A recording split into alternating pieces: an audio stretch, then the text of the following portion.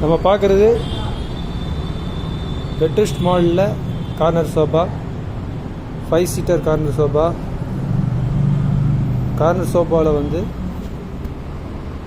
கை வைக்கிறதுக்கு ஒரு வுட்டு டைப்பில் கொடுத்துருக்கோம். அதே மாதிரி